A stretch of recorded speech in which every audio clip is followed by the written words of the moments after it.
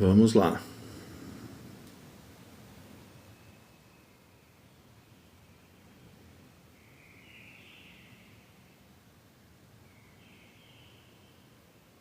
Vamos aguardar que as pessoas vão entrar e nós já iniciamos.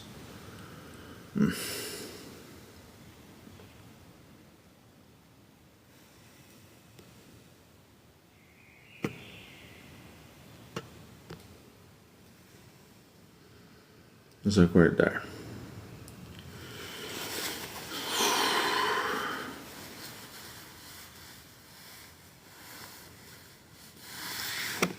Ai, gente.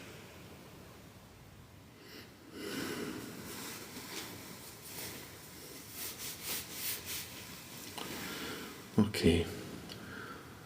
Vamos dar início à nossa live de hoje. Nós vamos falar hoje a respeito... Hoje é a nossa segunda aula da nossa jornada. Então, vamos aguardar mais alguns instantes e a gente já inicia, tá bom? Deixa só as pessoas entrarem e a gente já... Ademilson, tudo bem? Sidney, Vande, Manuel, tudo bem? Sejam bem-vindos. Como vocês estão?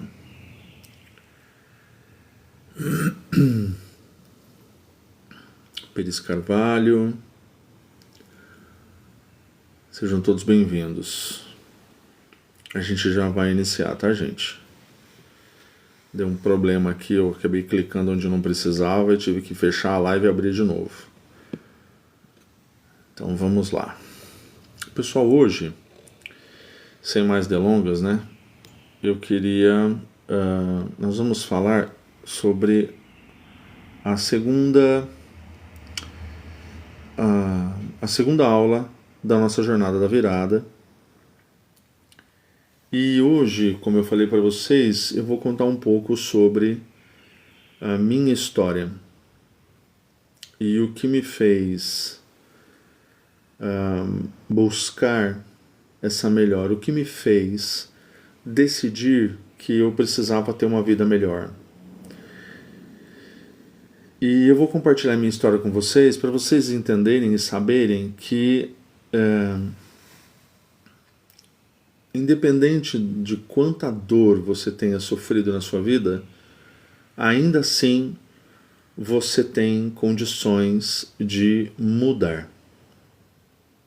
Então, eu quero fazer a todos vocês bem-vindos a mais um episódio da nossa Jornada da Virada. E hoje eu vou abrir o meu coração para vocês e contar como a maior dor da minha vida ela se transformou na força que me trouxe até aqui.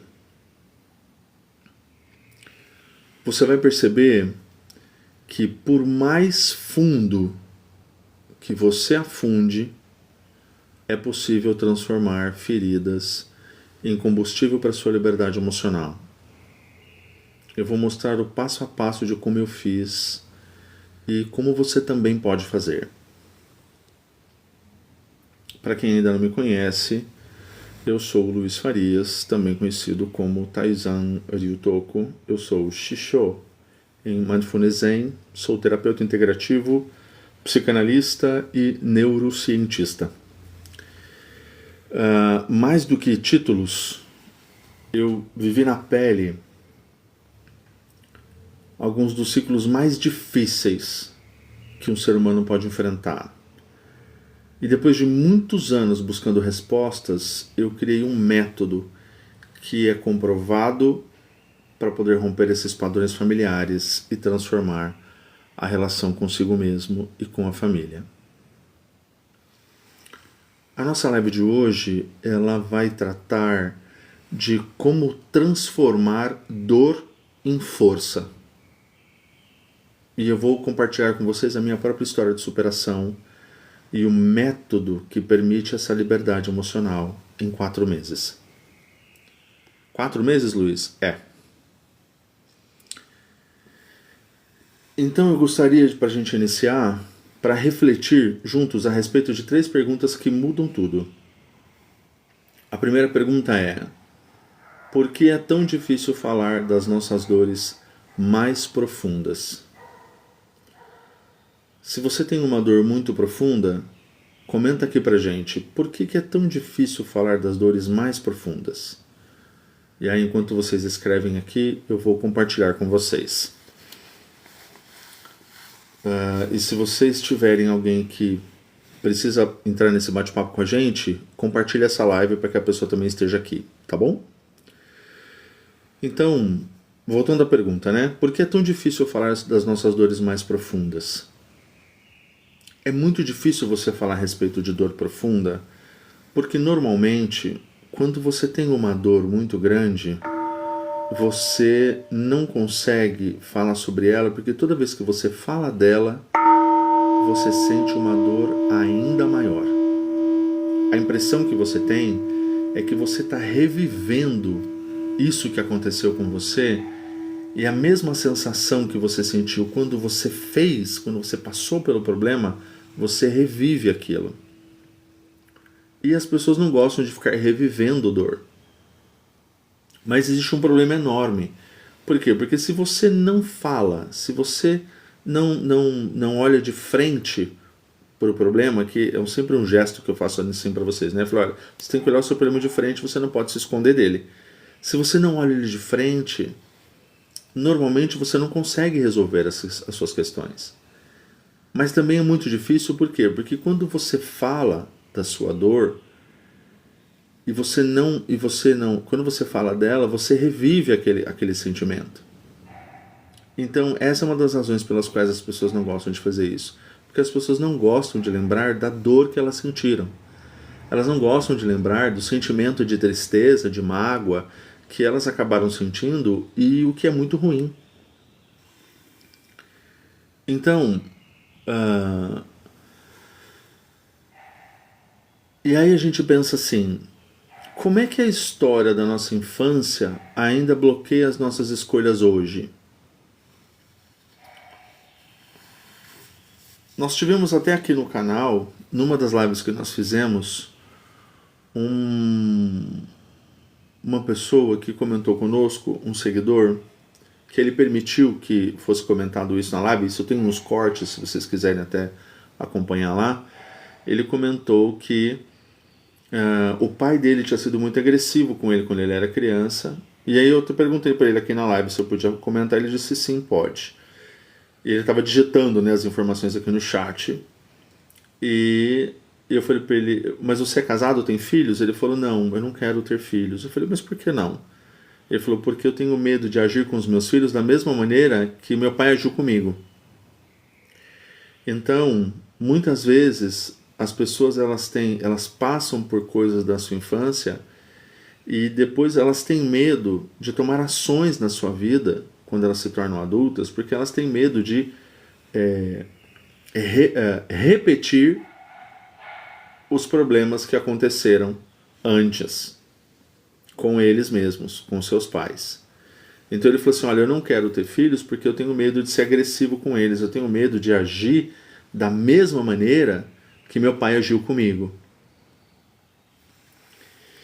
Então, e essas pessoas, às vezes elas fazem terapias, elas fazem leituras, conversam com pessoas, mas ainda assim, elas não conseguem mudar isso. E aí, a gente chega na pergunta que eu queria chegar com vocês hoje. Então, qual foi o momento mais difícil da minha vida e como eu comecei a transformar isso? Então, agora eu vou contar para vocês um pouco da minha história, para vocês entenderem exatamente o que foi que aconteceu. Não de forma completa, mas eu vou passar para vocês informações para que vocês compreendam isso. Eu tenho 48 anos. Eu sou filho de uma família disfuncional, que meus pais se separaram quando eu tinha 11 anos de idade, e eu fui abusado sexualmente pelo meu pai quando eu era criança. E esse abuso, ele aconteceu nas caras da minha mãe, e a minha mãe não percebeu, ou não sei se não percebeu.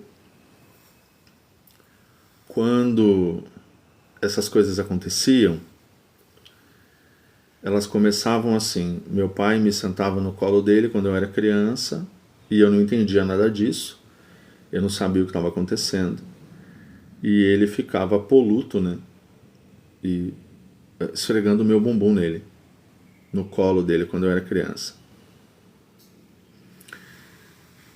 E aí quando você é criança, você tem um ponto focal na sua vida. Ou é o seu pai ou é a sua mãe. Na minha família era eu, meu irmão mais velho, meu pai e a minha mãe. Nesse momento, né, quando meu pai ele abusava de mim na frente das pessoas, assim, na frente da minha mãe nem prestava atenção, eu comecei a sentir eu não sabia o que era aquilo, era um misto de por que meu pai está fazendo aquilo? Será que isso é normal? Isso é comum um pai fazer isso com o filho? Né? E o ponto focal da minha vida era a minha mãe. Né? Porque todo filho, quando ele é criança, ele tem um ponto focal. Ou é o pai, ou é a mãe, ou é o irmão. Ele escolhe alguém que ele se aproxima mais. Eu sempre me aproximei mais da minha mãe. Então, quando meu pai começou a fazer aquilo quando eu era criança comigo, que ele me sentava no colo, que ele ficava esfregando meu bumbum nele, e eu era um menininho de 7 anos, né? 8 anos. E aquilo era uma coisa assim, eu falava, gente, mas por que isso está acontecendo, né? Então, o que eu fiz? Para tentar fugir daquilo, eu fui atrás do meu irmão, né, para ficar perto do meu irmão, porque eu achava que ficar perto do meu irmão eu conseguiria ser protegido, porque você precisa ser protegido nessas situações, né? Você quer sentir algum tipo de proteção. E aí, o meu irmão, ele nunca me quis muito perto dele, então a gente acabou se distanciando um do outro, e ele acabou não ficando perto de mim. Ele não gostava que a gente tivesse os mesmos amigos, a gente não tinha os mesmos amigos, as mesmas amizades, ele nunca permitiu isso. E aí, meus pais se separaram quando eu tinha 11 anos, e a minha mãe tinha um problema de paralisia infantil, então durante alguns períodos da nossa vida a gente foi obrigado a sair de perto dela e morar com ele, porque minha mãe não conseguia ficar com a gente operada, ela não conseguia trabalhar, a gente era criança ainda, não tinha como trabalhar, e esses abusos continuavam. E depois disso, minha mãe ficou bem, minha mãe começou a conseguir trabalhar, e a gente também envelheceu um pouco mais, então conseguiu trabalhar, e a gente não precisou mais voltar para a presença dele, né, para estar junto com ele. E aí, quando você cresce um pouco mais, você entende o que está acontecendo com você e entende o porquê que a pessoa está fazendo aquilo. E aí, como todo mundo, o que foi que eu fiz? Eu coloquei uma pedra em cima disso e eu falei, não vou olhar para isso, né? Deixa para lá, aconteceu, fazer o quê? E tentar seguir minha vida. Só que essa é uma coisa que ela não passa, ela não melhora. Você sempre fica com aquela sensação dentro de você. E aí, conforme os anos foram passando, eu acabei descobrindo que ele tentou fazer isso com as minhas tias, as irmãs da minha mãe, quando eles, logo no início do casamento, elas eram muito novinhas, as minhas tias, e ele tentou fazer a mesma coisa com elas, não sei se fez, né? Mas as minhas tias falaram isso pra mim, então, e o que gerou uma grande confusão dentro da família, etc. Mas ainda assim, o que eu fiz? Eu escondi isso lá dentro, deixei isso lá e eu falei, deixa pra lá. Quando eu tinha... Isso aconteceu quando eu era criança, né? E depois um pouco da minha adolescência também. Quando eu tinha 20 anos, aproximadamente, o meu irmão mais velho teve um relacionamento com um transexual. E ele me contou isso um dia. E aí eu falei pra ele, olha, eu penso assim, se é uma coisa que você quer viver na sua vida, viva na sua vida, né?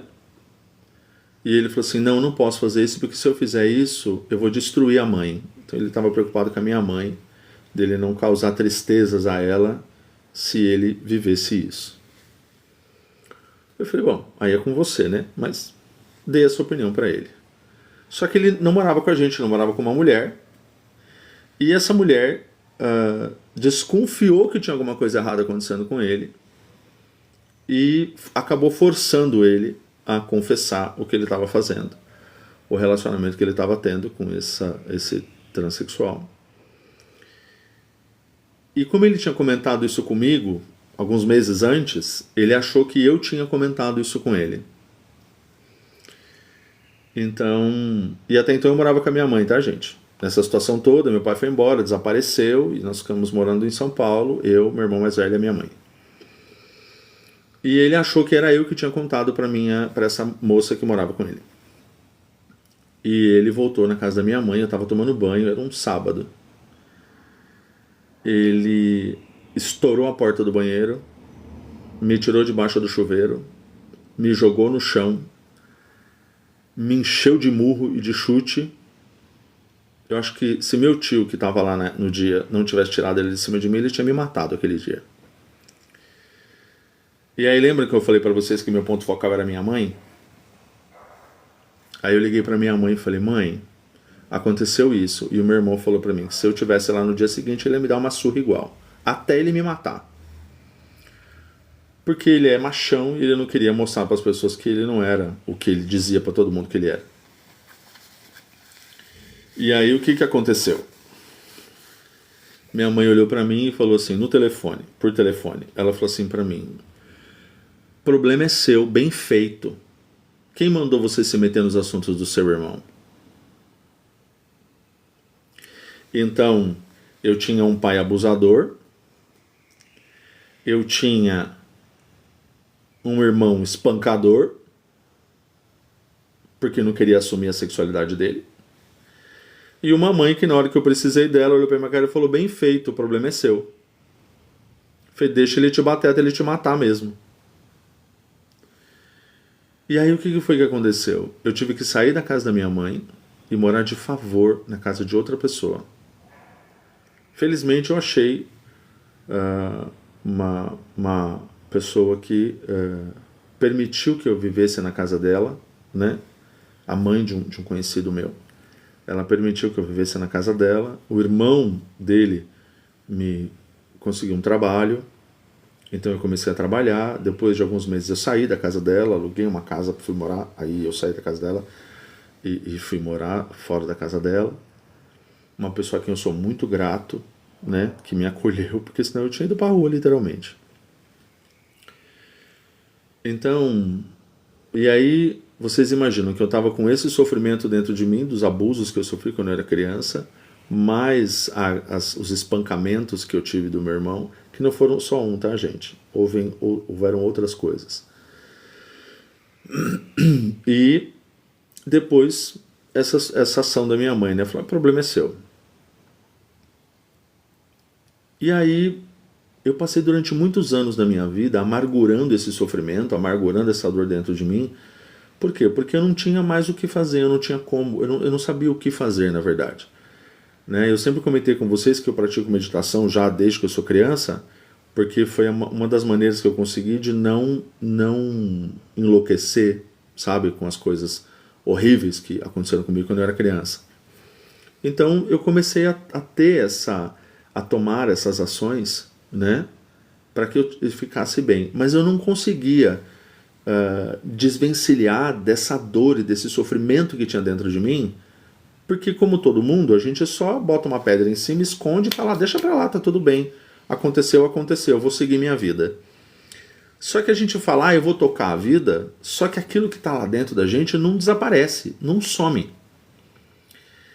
E como a gente não quer olhar para a dor, porque quando a gente olha para a dor a gente sofre mais, então o que a gente faz? A gente não faz. A gente deixa para lá. A gente não olha para a dor, a gente não quer nem saber dela, a gente não quer saber se... Sabe, a gente se anestesia por dentro para não sentir a dor. E segue a vida. Só que o fato de você não olhar para o que está acontecendo com você faz com que em um dado momento da sua vida aquela dor volte. E quando aquela dor volta, parece que ela volta 1000 vezes pior. E essa foi assim essa foi a minha realidade durante muitos anos da minha vida. Essa foi a minha realidade. E eu tinha 11 quando ele foi embora, 13 ou 14, o último abuso que eu sofri. Eu tinha 22 quando meu irmão me espancou, 21 quando meu irmão me espancou e minha mãe falou, meu irmão me expulsou da casa dela, na verdade, né? E ela não se importou. E eu me casei há 15 anos atrás. Quando eu me casei, eu ainda tinha essa dor dentro de mim. Isso ainda era realidade, tá, gente? Então, assim, ó, pra vocês terem uma ideia, né? Eu tenho aí pelo menos mais de 30 anos com esse sofrimento guardado lá dentro e com uma pedra em cima e pronto. Entende? Que é o que normalmente as pessoas fazem. Só deixa lá dentro e vamos seguir a vida. E aí, gente, eu me casei com uma pessoa maravilhosa, né? Que é a Fabiana, uma mulher incrível, uma mulher que está sempre do meu lado, uma companheira, uma ajudadora, uma pessoa que eu compartilho a vida, né? Acho que esse é o objetivo maior do casamento, a gente poder compartilhar uma vida.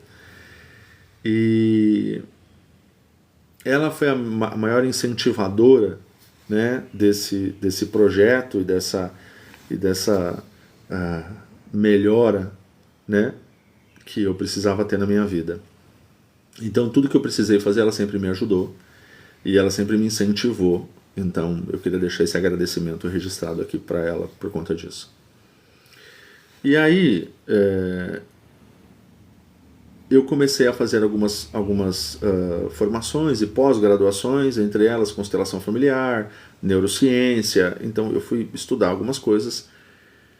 E aí eu tive uma oportunidade de conhecer um processo que no Japão a gente chama isso de Ango, que é um período em que você passa 3 meses fazendo um treinamento de atenção consciente, do momento que você acorda até o momento que você vai dormir. E este é um momento em que você precisa enxergar as coisas da maneira como elas são. Você precisa olhar para dentro de si e perceber as coisas realmente como elas são. E o momento em que eu tive certeza absoluta que eu precisava mudar foi quando a minha esposa, num dia, numa discussão, porque quando você vem de uma família disfuncional, uma família que não se organiza, uma família que não tem estrutura, você acha que aquela disfuncionalidade é normal. Então, a minha mãe, quando ela se separou do meu pai, ela se tornou uma pessoa completamente desequilibrada psicologicamente, e tudo que ela fazia era gritar. Tudo nela era gritando. Então, qualquer coisa que ela fosse fazer era grito.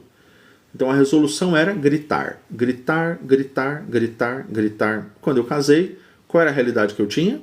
Gritar. Aí um dia eu dei um grito com a minha esposa, mas eu dei um grito mesmo. E ela veio para casa antes de mim e ela falou, quando você chegar em casa nós vamos conversar.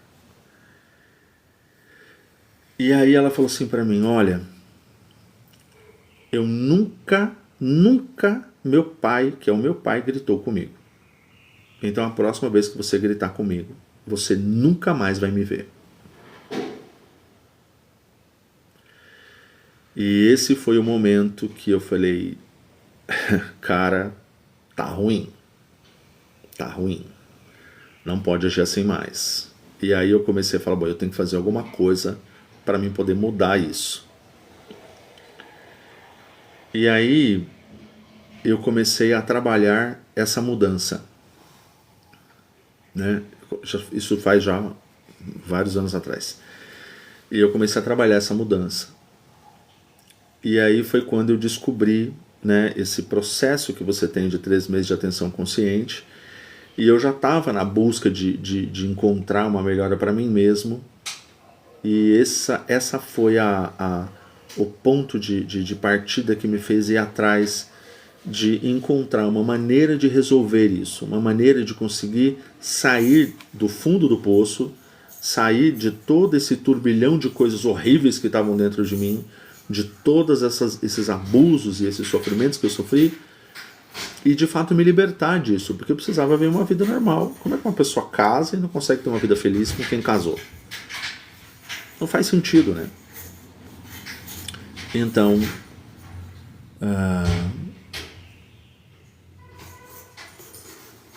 foi quando eu acabei descobrindo que o poder que tem as nossas feridas, o poder oculto que elas têm, e como é que elas podem ser a chave da nossa virada. Então, vocês podem falar assim para mim, tá bom, mas por que assumir a dor acelera essa transformação? Porque no momento em que eu me vi numa situação completamente desequilibrada, como a vida dos meus pais, e eu estou sendo muito leve, tá, gente, no que eu estou contando para vocês. Eu vi meu pai derrubar minha mãe no chão e pegar uma faca e colocar uma faca para cima, querendo matar ela, e minha mãe querendo matar meu pai. Com uma faca, minha mãe com uma faca para cima e ele com uma faca para baixo. E eu tinha 6 anos de idade, tá? Então, assim, eu estou sendo leve no que eu estou contando para vocês, porque é muito pesado, eu acho, que essa situação toda. E eu acho que o objetivo aqui não é mostrar para vocês o quanto é pesado esse tipo de coisa, né? Falar para vocês de tudo isso. Mas o objetivo é tentar mostrar para vocês que alguém que passa por todo esse sofrimento tem condições de mudar a sua vida e de ter uma vida melhor e mais feliz. Tá? Então esse é o objetivo. Então assim, eu estou tentando ser mais suave no que eu estou dizendo para vocês não né, para não falar coisas que de repente sejam até desagradáveis para quem está ouvindo. Então, quando eu pensei em fazer esse processo, é um processo que acontece em muitos lugares, acontece na França, acontece na Espanha, acontece no Japão, então tem vários lugares onde você tem esse processo. Aqui no Brasil, desconheço. Né? Então eu descobri esse processo e eu fui atrás dele. E aí esse foi o estupim, né, para mim buscar uma melhora interna, para mim poder falar, eu não posso mais fazer isso na minha vida, eu preciso mudar. E aí foi quando eu aprendi que você precisa, que a dor na verdade ela é sua amiga, ela não é sua inimiga. E vocês podem olhar para mim e falar assim, tá, então você está querendo dizer para mim que sentir dor é bom? Não estou dizendo isso. Eu estou dizendo que a dor não é sua inimiga. E por que ela não é sua inimiga?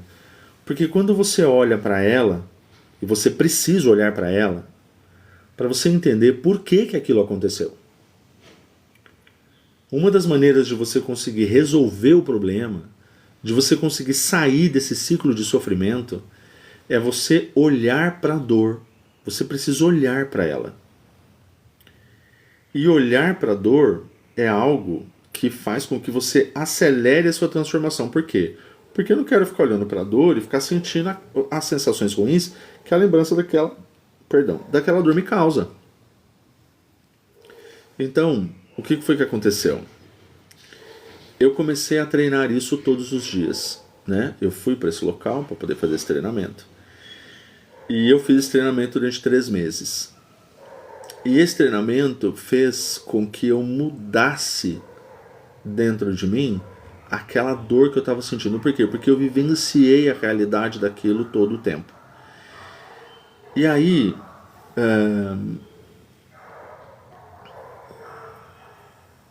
eu acabei percebendo que você observar isso em profundidade, é por isso que eu falo tanto sobre isso aqui. Todos os vídeos que vocês vão olhar aqui no canal vão falar sobre isso. Que nós temos que viver com atenção no tempo presente. Você tem que enxergar as coisas com realidade. Você tem que olhar para o problema, não se esconder dele. Então, quando você não foge do seu passado, quando você enxerga ele de frente, quando você olha para os seus problemas e não foge deles, quando você de fato olha para a sua dor, para tentar se compreender melhor e resolver esses problemas, você realmente resolve eles. E aí, a gente normalmente só percebe isso quando a dor ela se torna tão grande que das duas uma, ou você muda ou você perde tudo aquilo que você ama. Porque quem causou a dor, ela faz aquilo ou porque viveu uma vida sofrendo, ou porque a gente não sabe. A pessoa ela tem uma série de problemas psicológicos dentro dela e ela despeja em cima dos outros e normalmente da família as dores e as frustrações dela. E quando isso acontece, o problema é que ela não está preocupada se isso que ela fez você passar vai ter reflexos na sua vida ou não. O que importa para ela é que ela conseguiu, de alguma maneira, soltar um pouco da raiva que ela tinha. Mas ela também não está olhando para o problema dela. Eu vou dizer para vocês de uma forma bem simples isso. Com tudo isso que aconteceu na minha vida, meu pai ter ido embora, ter se separado da minha mãe, ele era uma pessoa adulta, ele largou a gente quando a gente tinha 3 anos de idade, fugiu com uma mulher, minha mãe voltou para ele. Nós viajamos para o interior em viagem, eu e minha mãe e meu irmão mais velho. Meu pai levou uma mulher para se deitar na cama da minha mãe e minha mãe voltou para ele. Todas essas coisas horríveis aconteceram, tá bom? Então, houve um total e completo desrespeito à minha mãe, mas ela também nunca tomou uma ação com relação a isso. E toda essa dor, tudo isso que ela tem dentro dela, eu tinha 11, eu estou com 48 e ela fala disso até hoje. E ela não olha para isso. Então, toda vez que você vai falar com a minha mãe, de 30 palavras que ela fala, 45 é mal do meu pai. Do que ele fez, porque ele não prestava, porque ele é isso, porque ele é aquilo. E é justamente esse um dos pontos muito importantes que a gente precisa raciocinar.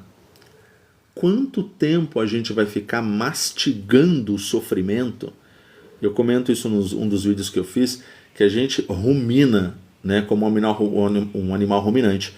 O animal ruminante ele mastiga a grama, a folha verde, ele cria uma bola, engole, depois aquela bola volta, ele mastiga de novo, engole, ela volta, ele mastiga de novo, engole. Então isso é um animal ruminante. É o processo do animal ruminante, né, da mastigação dele. Então as pessoas elas fazem isso com a vida delas.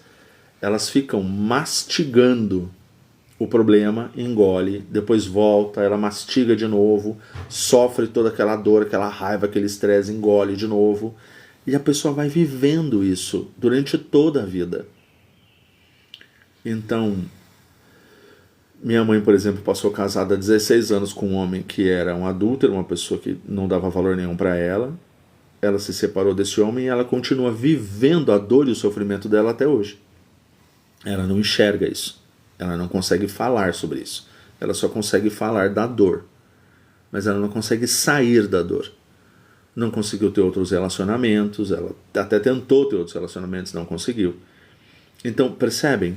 A gente tem uma série de problemas que vão acontecendo durante a vida quando você não consegue enxergar a dor que você está sentindo, quando você não consegue observar o que está acontecendo com você e você não consegue mudar a sua vida. Então, essa dor, ela só aumenta de tamanho, ela não diminui. E a gente vai ficando preso dentro dela. Só que quando você decide olhar para o problema de frente, com coragem, né, e com o método correto, você consegue mudar a sua vida. Luiz, conversa, cara. Já tentei de tudo e não funciona. O que eu estou falando para vocês não é especulação.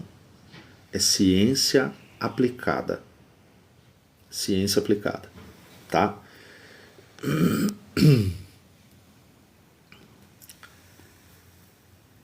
Então, assim, o meu fundo de poço, posso dizer para vocês, foi quando eu estive na iminência de perder a minha paz, o restinho da paz que eu tinha conseguido quando eu me casei com essa mulher fantástica que é a minha esposa. Então ali foi o meu fundo de poço. Por quê? Porque eu prezo muito você ter um bom relacionamento familiar. Eu prezo muito por isso, porque eu não tive isso quando eu era criança. Eu prezo muito ter uma família, mas uma família equilibrada, uma família que você pode sentar, conversar, que você pode bater papo, pode dar risada junto. Uma família normal. É isso que muitas pessoas querem até hoje. Muitas pessoas que têm a minha idade, que foram crianças quando eu era criança, era raro você ver uma criança que não tinha uma varada nas pernas, uma marca de vara, uma marca de fio de ferro, uma marca de alguma coisa no corpo. As pessoas, elas sofreram demais quando eram crianças. Então, assim, é um sofrimento que a pessoa passa na vida dela, uma dor que a pessoa passa, que parece que não vai acabar nunca mais. Essa é a realidade. E aí a gente faz de conta que tá tudo bonito. Por que a gente faz de conta que tá tudo bonito? Porque a gente está tentando botar uma peneira na frente do nosso rosto para dizer que tá tudo lindo e maravilhoso, quando na verdade não está. E essa é a realidade. Então, foi justamente ali, no meio de todo esse caos, que nasceu essa semente da minha própria transformação. Então, esse método que eu estou falando para vocês, ele não nasceu de uma bobagem, de algo irreal, não é de uma teoria, tá, gente? É do meu dia a dia mesmo. Por quê? Porque eu acho que, na minha mente, eu sempre falei, olha, eu preciso ter felicidade, eu preciso ter paz na minha vida. Como é que eu vou ter isso? Então, eu comecei a criar, né, a estrutura desse método que fala justamente sobre como você consegue passar por isso utilizando atenção consciente. Como você consegue passar por anos de abuso, seja ele físico ou psicológico, ou ambos, para você poder ter uma vida equilibrada. Então, muitas pessoas podem estar olhando, podem estar ouvindo essa live aqui, pode estar junto com a gente nesse bate-papo e pode estar pensando assim, olha, a minha dor é grande demais, Luiz. Não dá para mudar. Comigo não funciona. Tá? Não dá, cara. É grande demais a minha dor. Entendeu? E eu posso dizer para você, eu também achava isso. Por muito tempo eu achava isso. Eu me sentia sozinho, perdido. Eu me sentia sem esperança. Tá? Sem esperança nenhuma. Por quê? Porque eu precisava resolver uma coisa e eu não conseguia resolver isso. E era uma dor que ela não ia embora. Por mais que eu fizesse, por mais que eu quisesse e desejasse, essa dor não ia embora de jeito nenhum. E assim, a gente pode tentar esconder, colocar uma pedra, fazer o que quiser, ela não vai embora. Por quê? Porque na hora que você tem os seus momentos que você está sozinho com você mesmo, ela volta para você. E aí o que as pessoas fazem quando acontece isso?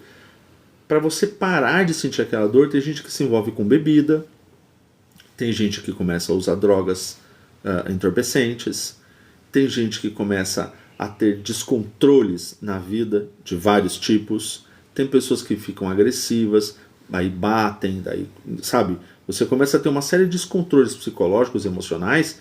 Por quê? Porque você não quer olhar para o seu problema, você quer deixar ele lá dentro, só que um problema lá dentro que você não olha para ele vai te deixar doente depois. E é isso que acontece com a gente. A gente vai ficando doente. Doente mental, doente psicológico, doente físico. Por quê? Porque a gente precisa e quer melhorar, só que a gente não consegue melhorar. E aí, estudando neurociência, gente, que é uma parte uma parte grande desse método que eu criei, ela fala que o cérebro, ele é plástico, tá? O cérebro, ele é plástico e ele pode mudar mesmo depois de anos de sofrimento. E é verdade isso, gente? É verdade.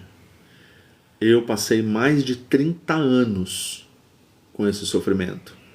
Pode mudar? Pode.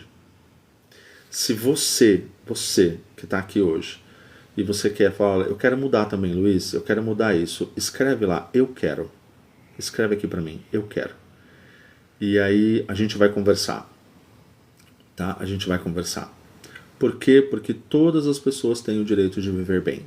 Todas as pessoas têm o direito de serem felizes.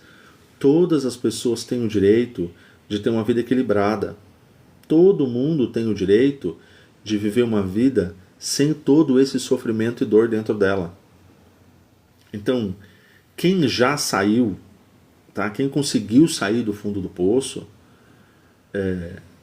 precisou dar um passo de cada vez. E essa que é a grande questão. Nós precisamos dar um passo de cada vez. E fugir da dor só vai prolongar a dor. Então, encarar a dor é o início da nossa liberdade. Nós precisamos encarar a dor de frente. Nós precisamos olhar para ela e não fugir dela. Então, depois de estar fazendo esse treinamento, de estar fazendo tudo isso, de começar a criar esse método, porque eu comecei a entender que, de fato, uma abordagem mais direta e mais direcionada realmente causa uma mudança muito maior na pessoa. É óbvio que essa mudança ela demanda exclusivamente do seu esforço. Não há mágicas, tá? Eu também aprendi que a gente não pode terceirizar a nossa melhora e o nosso bem-estar. Então, eu não posso falar, olha, colocar a minha melhora na mão na mão do meu líder religioso, ou na mão do meu terapeuta, ou do meu psicólogo, ou do meu amigo de trabalho, ou do outro, seja ele quem for. Eu não posso colocar no outro o ponto da minha melhora. Não. A minha melhora tem que acontecer internamente. Eu tenho que fazer isso. Eu preciso me esforçar para isso. Eu tenho que dar os passos necessários para poder melhorar e sair desse turbilhão de coisas. Então, quando eu comecei a fazer esse processo todo, depois de tudo isso que eu já contei para vocês, há um tempo atrás, eu estava trabalhando e eu fui olhar o WhatsApp da minha mãe. Porque a gente se fala no WhatsApp, né? Eu acho que todo mundo deve fazer isso. E eu fui lá no WhatsApp e eu vi uma foto da minha mãe com o meu pai lá, na casa dela. E eu sabia que era a casa dela por causa ela tem na sala dela tem uma textura na parede. E eu falei, o que ele está fazendo lá? E eu tinha dito para minha mãe, num dos meus rompantes de raiva que eu tinha, quando eu estava mastigando e ruminando tudo que tinha acontecido de ruim comigo na minha vida, uma vez eu falei para ela que se eu visse ele lá dentro da casa dela de novo, que eu ia dar uma surra nele. E eu vi ele lá e eu liguei para ela e falei, o que está acontecendo? Ah, e o seu pai está aqui em casa agora, nós vamos voltar a ser uma grande família feliz. Eu dei risada, eu falei, uma grande família feliz? Eu falei, entendi. Aí, minha esposa não deixou ir lá, porque eu ia lá mesmo pra confrontá-lo, né? Minha esposa falou, não, você vai ficar aqui, vai se acalmar primeiro, depois você vai. Aí vocês podem falar assim, Luiz, mas então você está falando para mim que você está fazendo meditação, você está fazendo atenção consciente, esse trabalho todo, e... Então, gente, fazendo tudo isso, você nunca mais na sua vida vai sentir nada diferente, nenhum tipo de raiva ou de sentimento de agitação? Não, claro que não. Mas você vai aprender a lidar com isso de maneira diferente. E isso é muito importante. Então eu falei, não, beleza, deixa eu me acalmar aqui, deixa eu respirar fundo e depois eu vou lá. Aí eu fui até a casa da minha mãe. E o cidadão estava lá. E aí ela falou assim, e ele falou assim para mim, nós vamos agora passar a nossa vida viajando. Eu falei, viajando? Com que dinheiro? Como assim viajando? Porque eu e a sua mãe agora nós vamos viajar por vários estados, nós vamos aproveitar a vida. Eu falei, entendi. Ok. Chamei minha mãe e falei, qual é a loucura? Falei, com que dinheiro? Ele não tá trabalhando, ele não tem dinheiro pra nada. Você vai catar o dinheiro que você guardou a sua vida inteira pra você ter uma velhice melhor, não ficar dependendo de ninguém, e vai torrar o seu dinheiro com viagem? E ela falou, não, calma, não é assim. Bem, aí aconteceram uma série de coisas lá e ela começou a se desgostar dele e ele dela, não sei por qual razão, não me falaram, e eu sei que ele saiu da casa dela novamente. Ele foi pra casa de um tio meu que mora aqui em São Paulo. E depois, quando ela estava na casa desse tio, minha mãe ligou, muito brava comigo, né? Porque ela queria que eu tomasse as dores dela e brigasse com ele, porque ela gastou quase 30 mil reais em dinheiro com ele. Com roupa, calçado, com médico, com isso, com aquilo. E aí foi quando eu fiquei sabendo que na verdade ele só veio pra cá porque o meu irmão mais velho proporcionou a vinda dele pra cá, porque ele disse que ele estava sofrendo, dormindo no chão. E quando a gente como ele, o ponto focal do meu irmão sempre foi meu pai, ele tem adoração por ele, o fato dele ter sido abandonado, então esse momento da vinda dele para São Paulo, na mente do meu irmão seria um recomeço da família e ele teria novamente a família que ele perdeu quando ele era adolescente.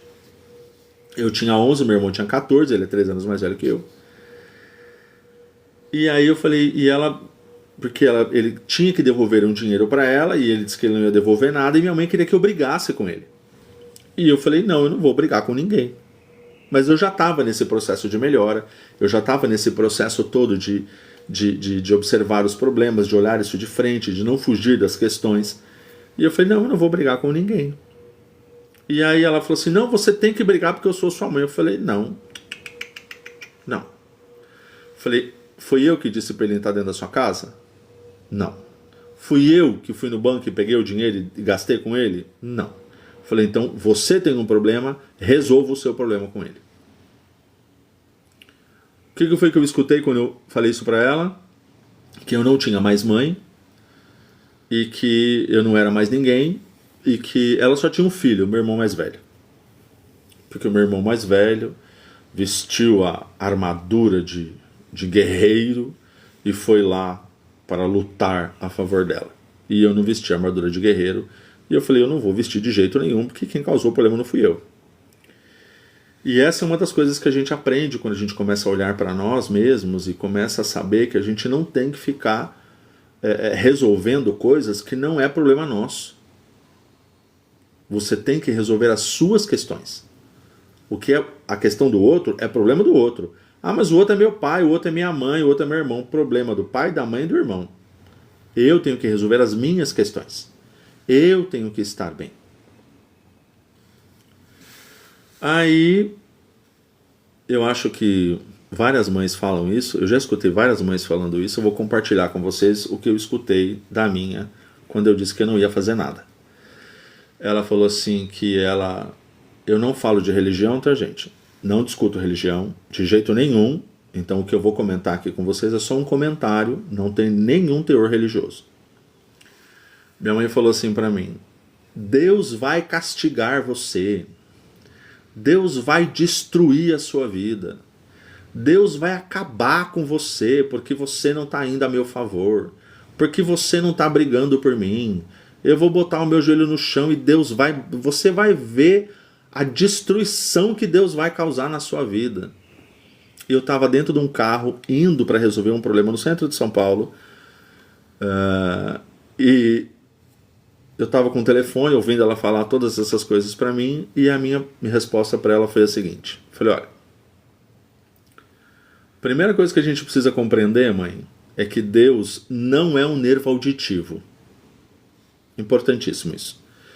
Deus não é uma coisa que você fala assim para ele, vai lá e mata. E ele vai e mata. Isso não existe, tá bom? Deus não é um nervo auditivo. E a senhora está querendo dizer para mim que fui a única pessoa que raciocinou que esse homem ia roubar você e que disse para você nunca receber esse homem de volta na sua casa, a única pessoa que falou isso, que era para você não passar pela dor que você está passando agora, Deus vai olhar para mim e falar assim, olha, você foi o único que avisou sua mãe, então é por isso que você vai sofrer. Eu falei, desculpa, se você tem um problema, resolva você mesma. E desliguei o telefone. Nossa, Luiz, que horrível. Não, não é horrível. Não é horrível porque nós temos que saber que quando existe um problema, a pessoa tem que ter capacidade de resolvê-lo. A gente não pode criar um problema e falar para o outro ir lá e resolver o nosso problema. Então você tem um problema dentro da sua casa, com o seu marido, com a sua esposa, com seus filhos, e aí você arruma um problemão, grita, xinga, espanca, arrebenta todo mundo, e aí você chama alguém de fora para entrar e lá e resolver? Não. Você tem que resolver. Se você tem tristezas dentro de você, se você tem mágoas dentro de você, se você tem problemas dentro de você, esconder esses problemas não vai lhe trazer solução. Você tem que olhar para o problema. E você tem que resolver o seu problema. Mas ainda para tentar ajudar, eu liguei para uma prima minha, que mora lá perto dele, e falei, você sabe do meu pai? Porque eu estou tentando falar com ele e não consegui falar. E aí ela falou assim para mim, ele está na casa da mulher dele. Eu falei, na casa da mulher dele? É! Aí eu falei do lugar onde... meu pai disse que estava no Amapá quando ele conversou com meu irmão, disse que estava sofrendo, tadinho. E aí eu falei, mas ele está no Amapá? Ela falou, não, ele mora aqui na cidade do lado. Ele disse o nome da cidade. Aí eu falei, ah, tá, entendi. Não, tudo bem. Aí eu liguei para minha mãe de volta. Eu falei, olha, eu não gosto de espizinhar a dor de ninguém, mas eu preciso que você saiba que o seu ex-marido está na casa da mulher dele. Então toda a história que ele contou para você era mentira. Ela ficou em silêncio. E eu falei, um grande abraço, fica bem, tenha um ótimo dia. Se precisar de mim, me chama que eu tô aqui. E desliguei o telefone. Nós ficamos sem nos falar por aproximadamente 1 ano. E aí depois eu descobri, depois quando a gente voltou a se conversar, porque ela ligou para mim, me pediu para mim ir lá, fez uma comida que eu gosto, né? É o jeito da minha mãe pedir desculpa. Ela fez uma comida que eu gosto, e aí ela falou, eu vou fazer essa tal comida que você gosta. Eu falei, legal, mãe, legal, eu vou até aí então pra gente comer junto e bater um papo. E aí só que eu fui sozinho nesse dia, eu pedi pra minha esposa ficar em casa, e eu fui sozinho porque eu falei, eu preciso conversar com a minha mãe algumas coisas que eu ainda não tinha conversado com ela. E aí eu contei pra minha mãe em detalhes o que eu não vou contar aqui, porque é inapropriado, os abusos que eu sofri. E a minha mãe não tinha ciência disso ainda. Eu nunca tinha contado isso pra ela. Mas fazia parte do meu processo de melhora, sentar com ela e falar pra ela tudo o que eu tinha sofrido, né, em detalhes, nas mãos do ex-marido dela, meu pai. E aí ela teve uma descompensação no corpo, a pressão dela alterou, triglicérides, diabetes. Minha mãe teve um mal geral no corpo. E aí, gente, mas por que eu estou comentando tudo isso com vocês? Porque apesar de a gente querer melhorar, apesar da gente fazer de tudo, mas isso não quer dizer que o outro, seja pai, seja mãe, seja irmão, marido, esposa, não quer dizer que a outra pessoa vai te acompanhar no seu processo, porque o seu processo é só seu. E às vezes uma das coisas que também impedem muito a pessoa de mudar é que ela quer mudar, mas ela não tem apoio. Porque o marido não apoia, a esposa não apoia, o pai, a mãe não apoia, principalmente quando o sofrimento vem de pai e mãe. Aí é pior. Entendeu? O irmão não apoia, porque às vezes o irmão acha que o comportamento da mãe está correto, mesmo sabendo que aquilo está te causando dor e sofrimento, ele ainda acha que aquilo está correto. E não é real isso. Então, mesmo com tudo isso, a gente precisa parar de fugir e parar de fingir que está tudo bem, de mascarar o problema. Porque fugir, fingir que não que tá tudo bem e mascarar o problema só anestesia a pessoa. Só que fazer tudo isso afasta você de você mesmo. Então, quando você vem de uma família disfuncional, que é uma família em que há separação e não há equilíbrio, né? Porque assim, tudo bem, a pessoa está sendo agredida, sofrendo um monte de coisa, é obrigado a permanecer casado? Não, não é. Não, não é. Eu tenho um vídeo aqui tenho um vídeo aqui no canal que eu falo que quando uma mulher diz não, é não. E muito homem não entende isso. Quando uma mulher diz não, ele fala que é sim. E não é. É não e acabou. E aí o homem tem que entender isso. Muito homem não compreende.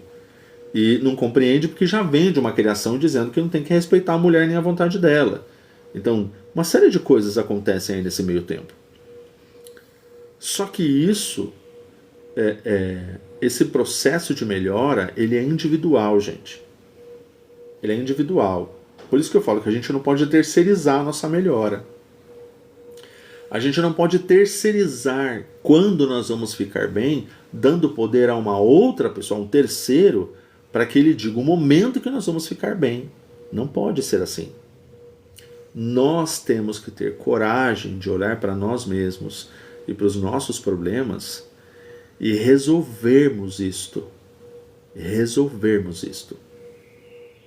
Então, Luiz, você está querendo dizer para mim que existe um jeito certo e um jeito errado de fazer isso?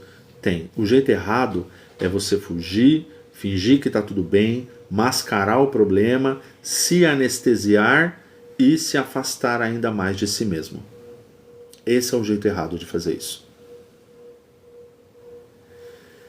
O que aconteceu dentro da minha família, que eu estou compartilhando com vocês alguns pedacinhos só, como eu falei para vocês, é pesado demais para poder compartilhar tudo isso, mas para vocês entenderem que quando a gente passa por esses problemas, nós temos que ter coragem de ir lá e resolver o problema. A gente tem que ter coragem de olhar para ele de frente.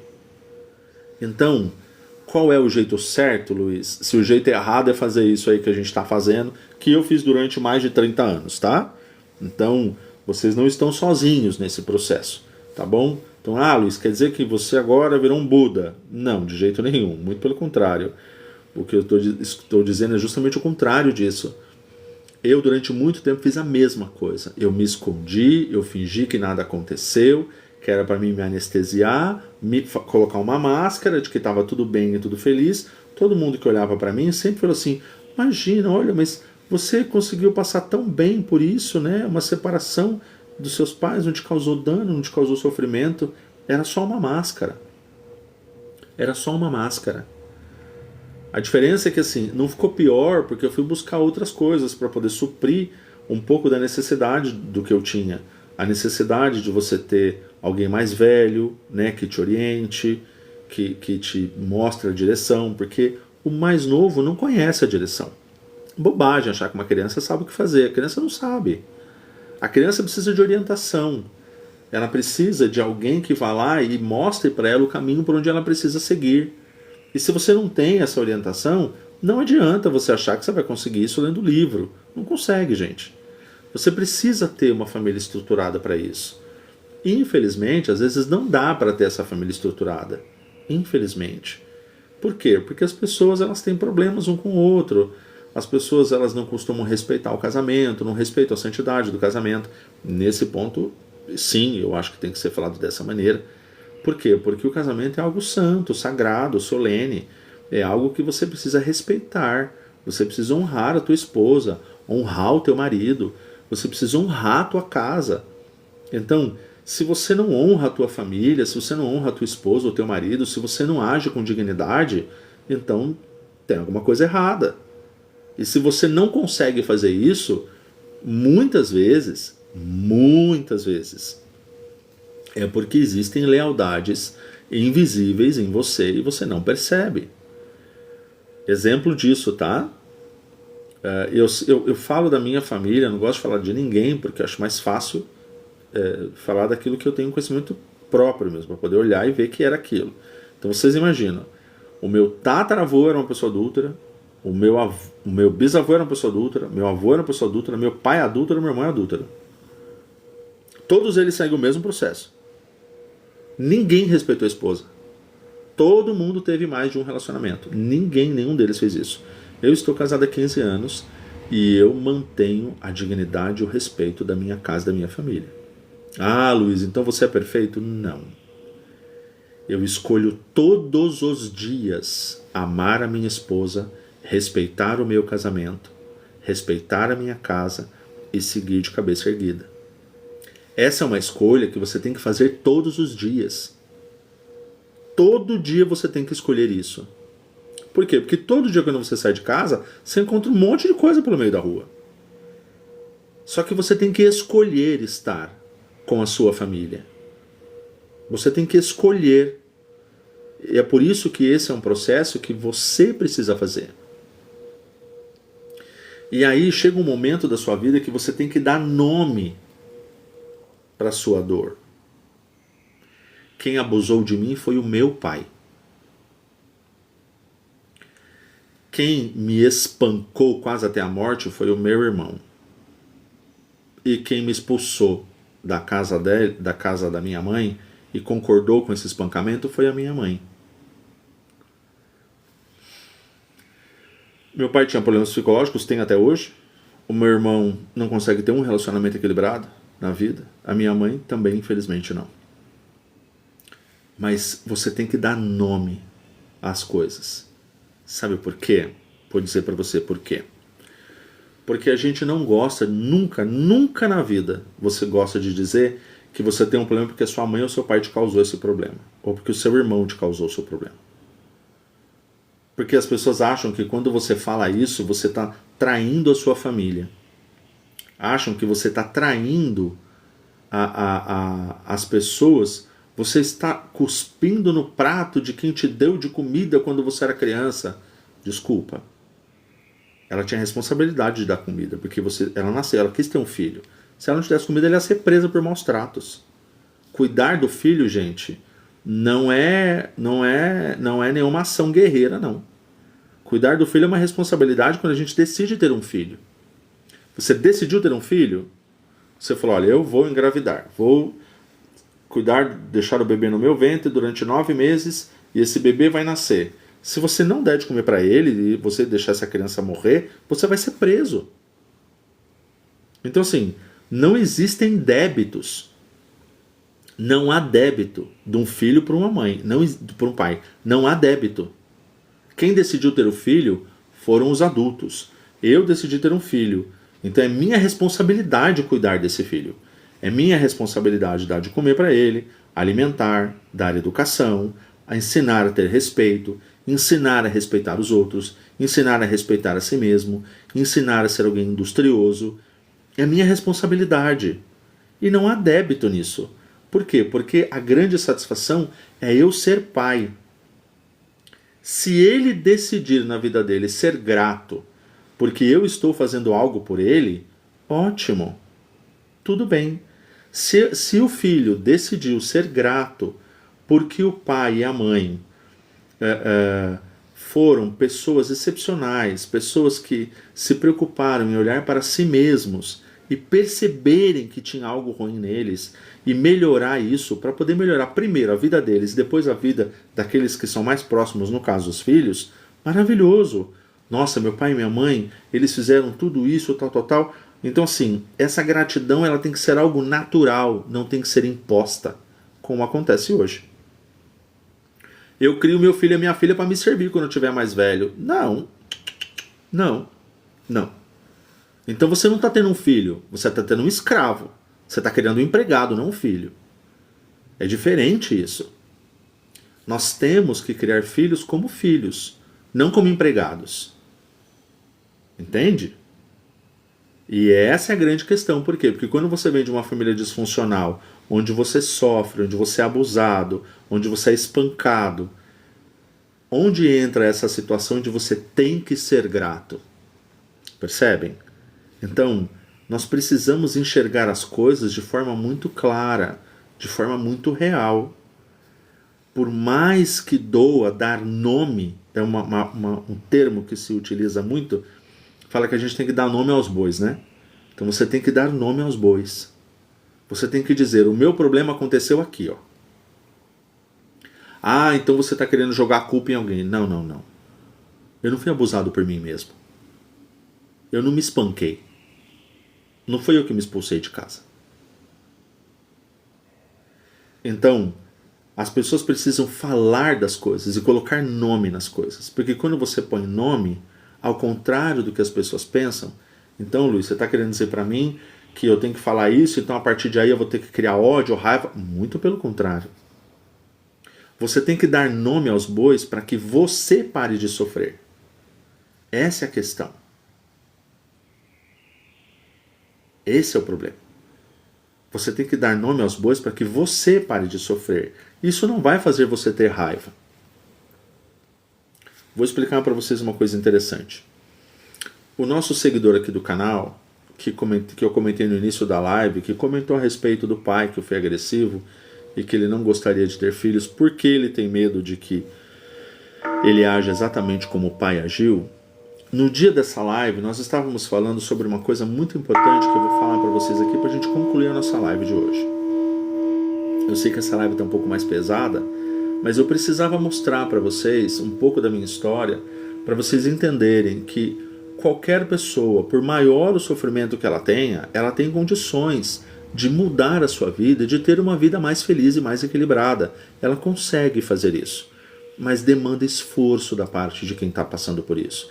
Demanda enxergar as coisas de frente. Demanda isso.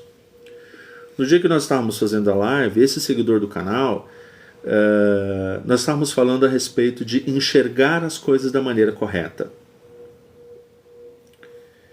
E essa é a última parte daquilo que eu quero conversar com vocês hoje. Existem quatro caminhos que uma pessoa segue na vida. 4 caminhos. Luiz, só isso? 4 caminhos. Existe uma coisa chamada mal-estar. Então, todo mundo sofre, todo mundo passa por sofrimentos, todo mundo passa por situações difíceis na vida, todo mundo passa por situações que causam dor, todo mundo tem um sofrimento. Então, você tem um mal-estar na sua vida lá. Só que para você chegar no mal-estar, deixa eu virar assim, para você chegar no mal-estar, você tem um caminho que te leva até lá. Então, você sofreu com seu pai, você sofreu com a sua mãe, você sofreu com seu irmão, você sofreu abuso de parentes, de tios, você sofreu um monte de coisas. Então, você caminhou por um caminho que te levou para o seu mal-estar, para a sua dor. E tem pessoas como eu, por exemplo, e como muitos, que trilharam durante muitos anos por esse caminho. Eu trilhei pelo menos 30 anos este caminho aqui. O caminho que me levava para a minha dor e para o meu sofrimento e para o meu mal-estar. Só que, do mesmo jeito que existe um mal-estar, existe um bem-estar. E para a gente ir para o bem-estar, para a gente chegar num bem-estar, numa melhora, também tem um caminho que leva para lá. Então a gente tem um mal-estar e um caminho que leva para ele. A gente tem um bem-estar e um caminho que nos leva para o bem-estar. E a primeira coisa que você precisa aprender e guardar dessa live de hoje é que a primeira coisa que você precisa fazer para chegar no bem-estar, a primeira coisa é uma coisa chamada visão correta. Você precisa enxergar as coisas de forma correta. Ou seja, você precisa enxergar, dar nome aos bois e colocar cada coisa no seu devido lugar. E este é um processo que você consegue fazer do dia para a noite? Não. Mas a neurociência, ela ensina. E ela tem provas. Existem provas assim. Isso tem provas gigantescas, mais até do que a gente necessitaria. Tá? Mais do que comprovadas, provadas e reprovadas e etc. De que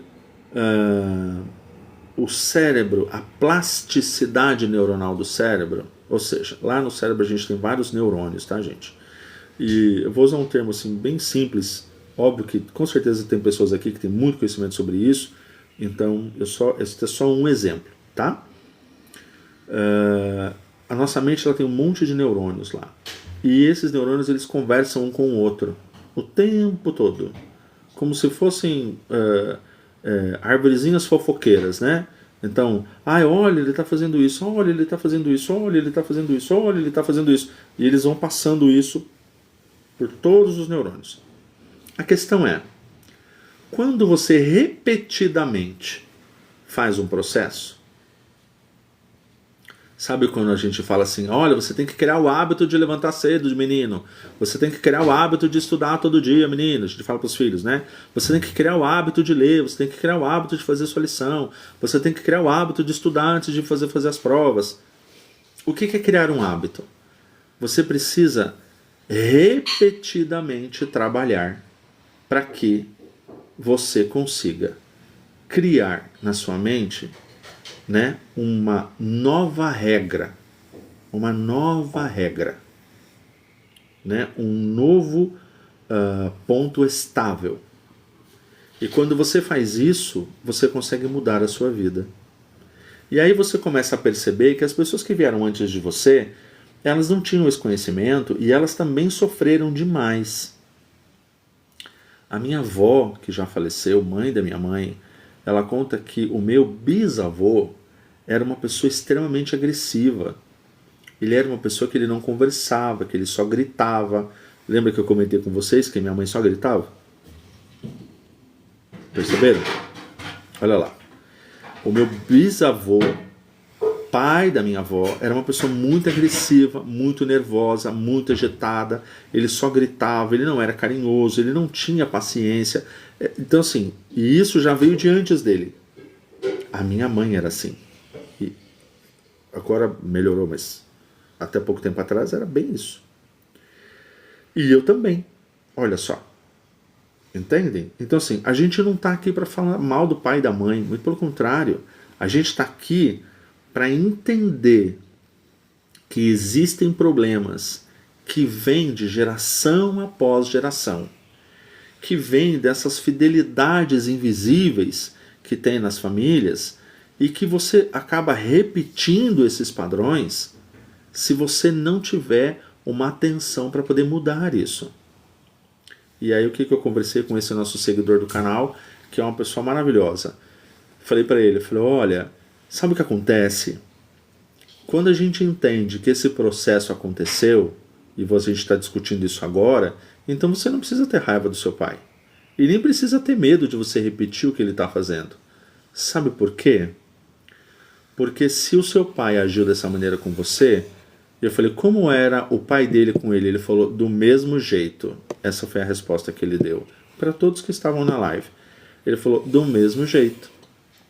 Então, se você é do mesmo jeito, eu falei, você percebeu que ele só repetiu uma coisa que fizeram com ele? Ele falou, sim.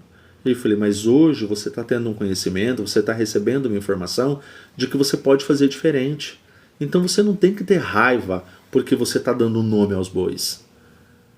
Porque quando você faz isso, você só... o fato de você dizer, o meu problema veio daqui, é uma maneira de você enxergar a realidade de onde ele veio e dar os passos necessários para você poder mudar e ter uma vida melhor. Então é isso? É isso. E a partir daí você pode ter uma vida diferente. Eu falei, é claro que a gente não consegue... Desculpem, gente. A gente não consegue,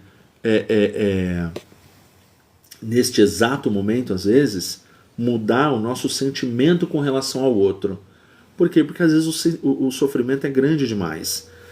Mas isso quer dizer também que, uma vez que você compreende o que foi que aconteceu, você consegue, com o tempo, entender que assim como você passou anos sofrendo e às vezes fez outros sofrerem, porque você não quis olhar para o seu próprio sofrimento, como eu também fiz.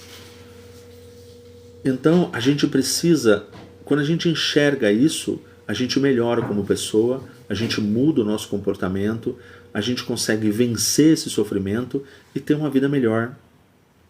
Então é importante nós fazermos isso, sem julgamento, sem olhar para o outro e falar, o outro não presta, o outro isso, o outro aquilo. Não.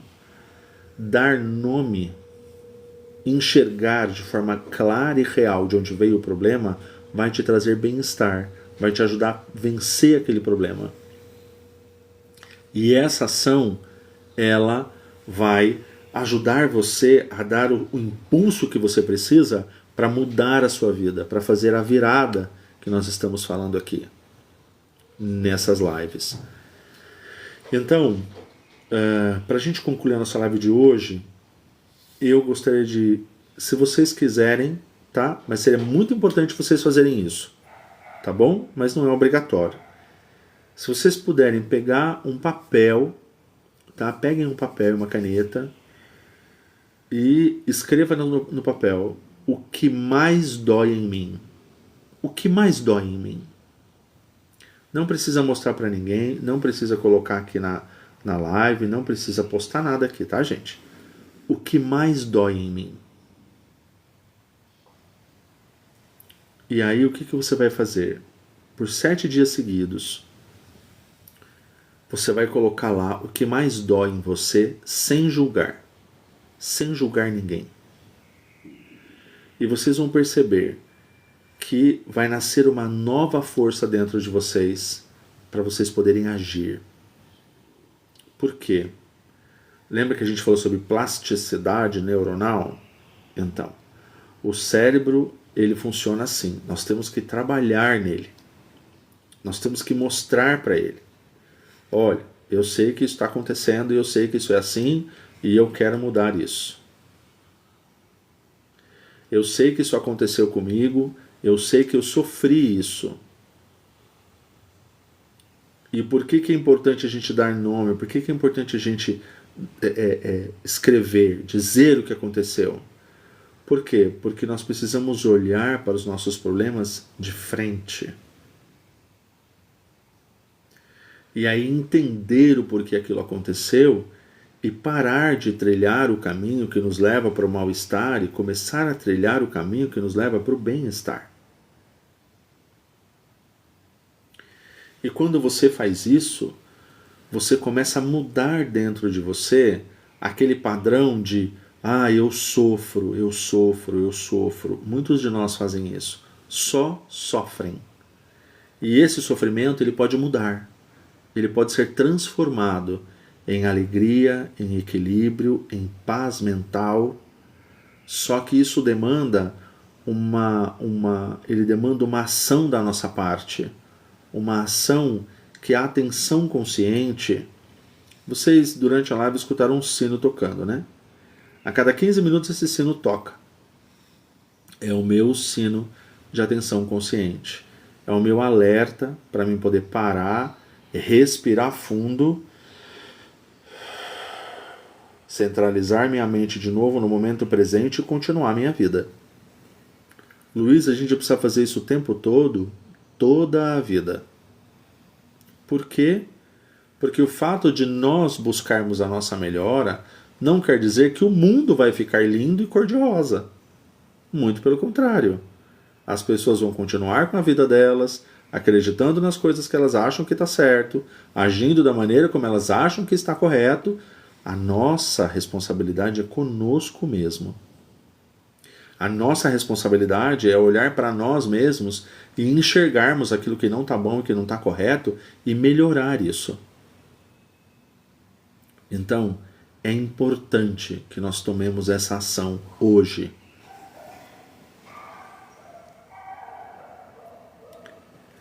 Vamos recapitular para concluir?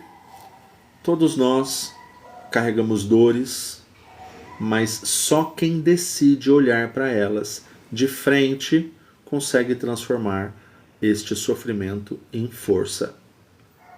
E se eu conseguir, você também pode. Você também pode. Então, se essa mensagem fez sentido para você, comenta, por favor. Quero transformar minha dor. E compartilhe esse vídeo com quem precisa e comece a me seguir para os próximos episódios dessa jornada da virada. Serão vários episódios que estão vindo para frente, tá, gente? Então, o primeiro episódio a gente deu uma introdução do que é essa virada. Hoje eu quis falar para vocês um pouco do que eu passei, para vocês entenderem de onde surgiu o meu desejo e essa necessidade de de criar um método, uma forma de você poder trabalhar em si mesmo e você conseguir mudar a sua vida. E daqui para frente eu vou começar a passar para vocês alguns micro hábitos que todos nós precisamos ter todos os dias para que a gente consiga mudar a nossa vida e ter de fato uma vida melhor e mais feliz. Eu agradeço a presença de vocês, muito obrigado por vocês estarem aqui e continuem seguindo. Se você não está seguindo o canal, segue o canal, tá? Por quê? Porque nós vamos sempre ter novidades aqui. Os cortes dessa live vão estar disponíveis para vocês, então continuem com a gente, tá? É um grande prazer para mim, como eu sempre falei aqui já em outras lives, compartilhar com vocês um pouco daquilo que eu consegui, daquilo que eu tive oportunidade de buscar na minha vida e que me trouxe bem-estar. Então eu gosto de compartilhar. Olha lá o sino que eu falei para vocês.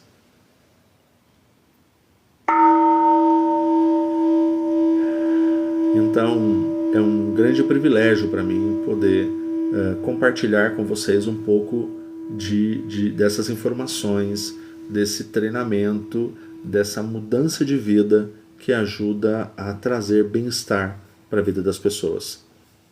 Eu agradeço pela presença de todos. Tenham todos um ótimo domingo com suas famílias. Que vocês estejam bem, estejam gozando de boa saúde. E lembrem disso. A coisa mais importante que nós temos é a nossa vida. E nós vivemos essa vida para sermos felizes. Então, vamos buscar essa felicidade com atenção consciente, buscando todos os dias o melhor para a nossa vida. E uma vez que a gente busca o melhor para a nossa vida, quem está à nossa volta percebe isso e compreende que ele pode melhorar e mudar. Então, vamos fazer deste trabalho de atenção consciente, e você viver com atenção consciente no seu dia a dia, o objetivo da nossa vida. De viver com atenção consciente, porque assim nós vamos estar sempre presentes para nós mesmos, para a nossa família, para a nossa vida, para a nossa felicidade, para a nossa alegria. E, com certeza, a qualidade da nossa vida vai ser muito melhor. Muito obrigado pela presença de todos. Todos tenham um ótimo dia, uma ótima semana. E se você ainda não segue o canal, comece a seguir, porque nós vamos ter ainda muitas outras lives nessa jornada da virada e vamos ter outras jornadas incríveis que vão auxiliar a todos os que estiverem aqui a melhorarem as suas vidas. Um grande abraço. Tchau, tchau, gente.